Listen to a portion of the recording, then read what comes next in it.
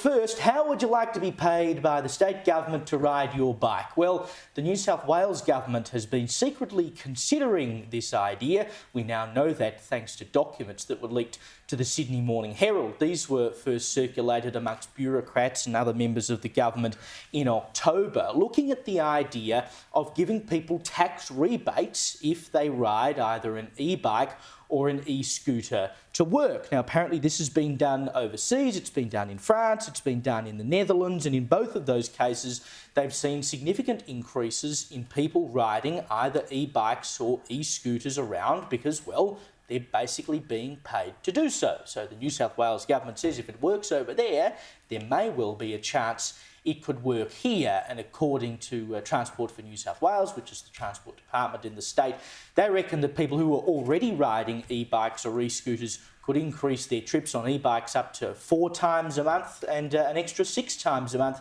if you're riding around on an e-scooter.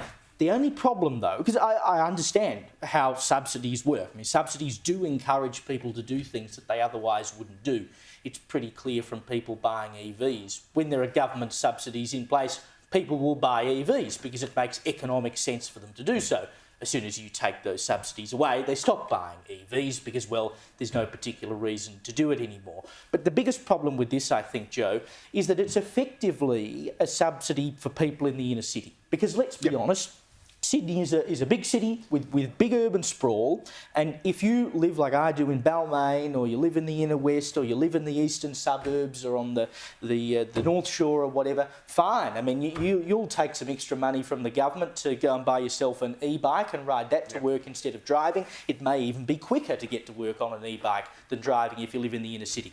But if you live in Penrith, or you live in Parramatta, or wherever it might be, you're not riding an e-bike or an e-scooter to work. So this is a handout to people, effectively, who need it the least. Yeah, well, I think the question is not really how many more e-bikes or bikes or whatever it results in being used, or the more people taking their e-bikes who went before. The question is how many cars does it take off the road? And that would then make it easier and better for people who are having to commute from far, far, far away and have to come in and then deal with the Sydney traffic when they hit it. So, or in any other capital city for that matter. So I think if the data shows not just that it's increasing the use of e-bikes, but that's not people who would otherwise be walking or using, public transport or whatever, but that it's actually taking cars off the road and reducing congestion, then that is the payoff for people who are coming in from further away. But I agree, there's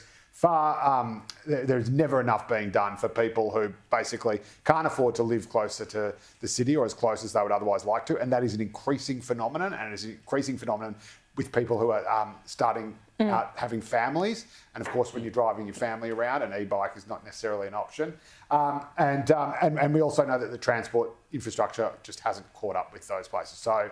But if it works, it works. Just let the data tell the story. But I also think if you can afford to buy an e-bike, I mean, some of these are so expensive. They're the price of a small second-hand car. You can spend $5,000 on an e-bike.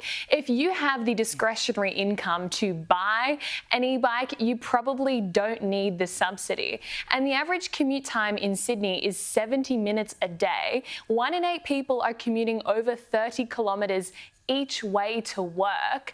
I mean, you're not going to be riding an e-bike for 60 kilometres a day just to get to work. And those people, as Joe said, are more likely to have children, to be on lower incomes, and to be struggling financially. So they're the ones who ideally you would gear the subsidies towards. So this does seem like a bit of a nice thought bubble exercise by Labor. It might work in European cities where you've got small streets, less cars, more densely populated area.